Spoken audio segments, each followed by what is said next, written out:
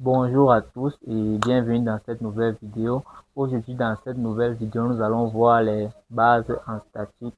Quand je parle des bases en statique, je parle de comment déterminer les coordonnées d'une force. Et la particularité de cette vidéo est de comprendre comment déterminer les coordonnées des forces inclinées. Cette vidéo est destinée pour les élèves de seconde, première et terminale. Bien évidemment, ceux qui font la filière génie mécanique. Sans plus tarder, nous allons commencer. Quand on parle de force ici, nous avons les forces horizontales, les forces verticales et les forces inclinées. Et nous allons commencer par le cas le plus classique, qui sont les forces verticales et horizontales. Par exemple, ici, cette boucle, nous avons pratiquement 1, 2, 3. Nous avons 4 forces ici, F1, F2, F3 et F4. Et avant de déterminer les coordonnées, bien évidemment, il faut toujours regarder ce repère-ci, repère X, Y. Donc, par exemple, si on commence à déterminer les coordonnées de F1, F1 est projeté suivant le repère Y. Là, c'est X et Y. F1 est projeté suivant le repère Y, suivant l'axe, suivant les Y négatifs. Puisque ici Y monte, ça veut dire que F1 est sur les Y négatifs. Donc, en F1X, on a 0 et en F1Y, on a moins F1. On passe à F2. F2 est projeté sur l'axe des X. X part du sens ci et le F2 part du sens opposé au sens des X. Donc ici, là, on aura moins F2 en X, en F2X, et en F2Y, nous aurons 0 parce que F2 n'est pas projeté suivant l'axe des Y. Seules les forces inclinées sont projetées suivant l'axe des X et l'axe des Y. À la suite, nous avons F3. F3 qui est projeté suivant l'axe positif des Y. Donc, en X, on a 0 et en Y, on a F3. Et enfin, nous avons la force F4. F4 est projeté suivant l'axe positif des X. Vous voyez bien, c'est le même axe. C'est le même sens en fait. C'est projeté suivant l'axe positif des X. Donc, en X, on a F4. Et en Y, on a tout simplement 0. Alors ça, c'était comment on fait pour déterminer les coordonnées des forces verticales et des forces horizontales. Voici une force verticale ici qui est F1 et la force horizontale c'est F2. Sans plus tarder, nous allons passer aux forces inclinées. Là, on passe force inclinée. Force inclinée.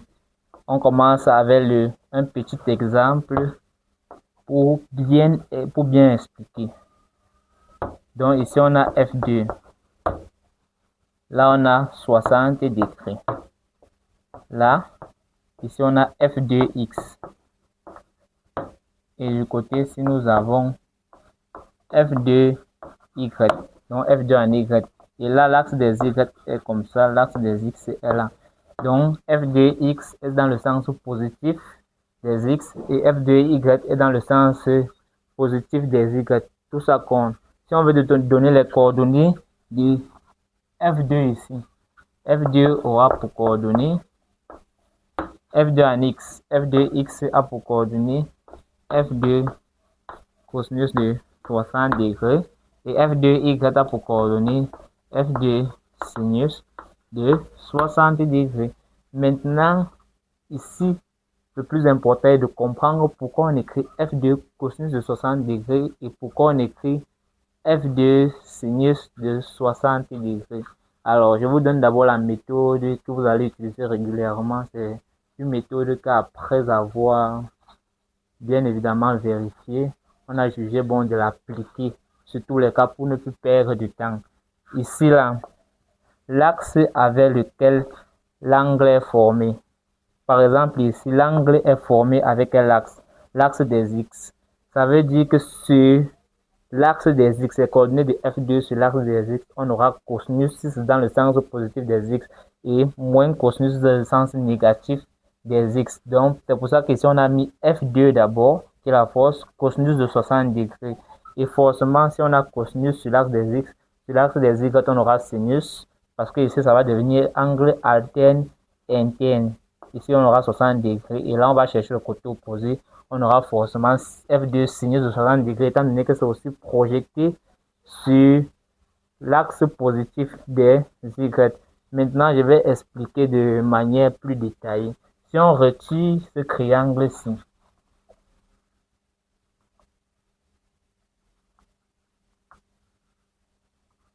là, on aura un angle de 60 degrés.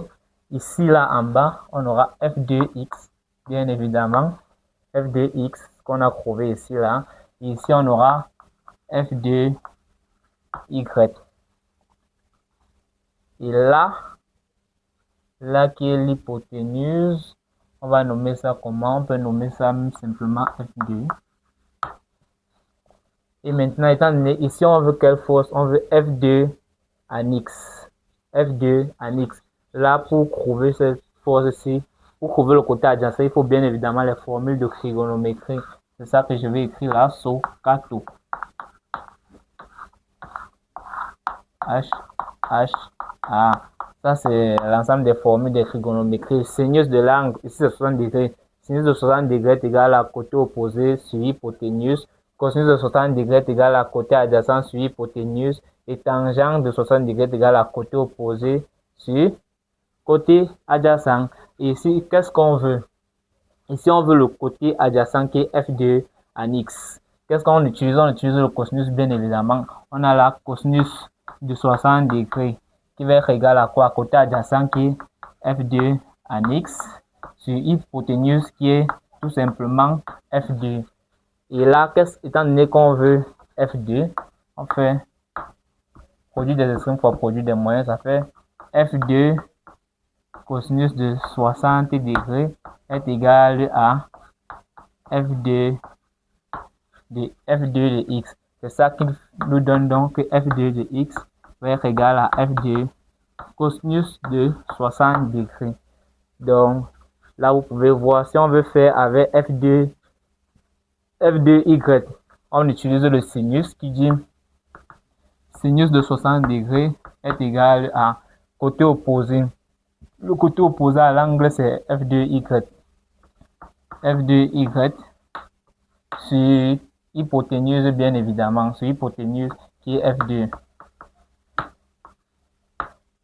On fait produit des extrêmes fois produit des moyens, ça fait F2 sinus de 60 degrés est égal à F2Y. Donc là, vous voyez, on a trouvé F2Y qui est F2 sinus de 60 degrés. Et ça vérifie, bien évidemment, la méthode que j'ai fait ici. J'ai dit que l'axe avec lequel l'angle se forme. Donc, ici, là, l'angle se forme avec l'axe des X. Donc, sur l'axe des X, nous avons le cosinus. Et sur l'axe des Y, nous aurons le sinus. Si on prend un autre cas, par exemple, ici, comme ceci, et on met la force comme ça, là, par exemple, c'est F3. Ici, on a X. Toujours bien regarder ces repères Y, X, parce qu'on peut inverser. Et si l'angle est plutôt formé, avec l'axe des Y. Si on projette là, ça veut dire qu'ici, F3 aura pour coordonner tout simplement en Y. L'axe se forme avec quel axe? L'angle se forme avec quel axe ici? L'axe des Y. Donc, en Y, quand on aura F3 cosinus de 45 degrés et F3 sinus de 45 degrés. Parce que la force qu'on projette ici, c'est sur l'axe positif des Y. Ici, c'est sur l'axe positif des X. C'est pour ça que c'est positif des deux côtés. Et on va encore faire 2 à 3 cas pour que vous puissiez bien comprendre. Et après, ce sera fini. Donc là, si on continue,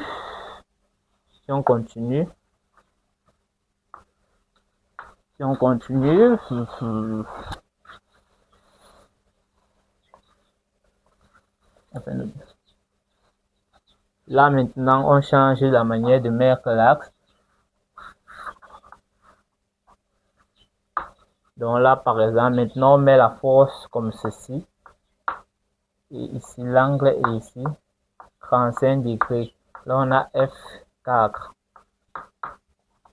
Si on projette ici, on met toujours les axes Y, X. Là, c'est F4 en Y. Et ici, là, c'est F4 en X. L'angle est formé avec l'axe des X, bien évidemment. Donc, les coordonnées de F4 ici. F4 X, on aura F4 cosinus de 35 degrés. Parce que c'est positif ici. Et en Y, on aura, étant donné qu'ici, qu'on projette F4 est du sens négatif, Y monte et F4 est en dessous de cette ligne-ci. Donc, dans le sens négatif des Y. Donc, là, ce sera moins F4 sinus 35 degrés. Le prochain cas, l'avant-dernier cas, on prend une autre là et on met la force ici. On met l'angle là. Et ici, on a 45 degrés, F5. F5 en X, X vient comme ça là. Y vient. Toujours regarder ce repère. Puisqu'on peut inverser, on peut mettre Y plutôt par en bas et X par de l'autre côté, positif. Ici, c'est F5 en Y. Si on veut les coordonnées de F5 ici, là, les coordonnées de F5 ici, l'angle est formé avec l'axe des Y. Et quand on projette ici, c'est en Y négatif. Donc ici, on aura moins F5 cosinus de 45 degrés. Et là, on aura, c'est aussi du sens négatif des X, moins F5 sinus de 45 degrés. Et là, maintenant, on peut faire le dernier cas. Dernier cas. La force, on met la force plutôt comme ceci. Et l'angle est ici, 45 degrés. Y et X. Alors, quand vous avez affaire à ce cas, ce que vous avez à faire, c'est de projeter la force jusqu'à ici. L'angle est formé avec l'axe des X, donc ça veut dire que l'angle revient ici. 45 degrés. La force descendait. Et là, vous pouvez projeter sur vos axes. Là, c'est F. Ici, c'est F6. F6 en X. Ici, c'est F6 en Y. Ça veut dire que pour déterminer ces coordonnées, F6 en X, l'angle est formé avec l'axe des X. Et c'est du sens négatif. Ici, ça fait moins F6 cosinus de 45 degrés. Et ici, c'est du sens encore négatif des Y. Donc, ça fait moins F6 sinus de 45 degrés. Alors, merci déjà d'avoir regardé la vidéo jusqu'à la fin. Et si vous avez eu des préoccupations ou si vous n'avez pas compris à un niveau, bien vouloir laisser vos avis dans les commentaires. Et n'hésitez pas à liker, vous abonner et partager.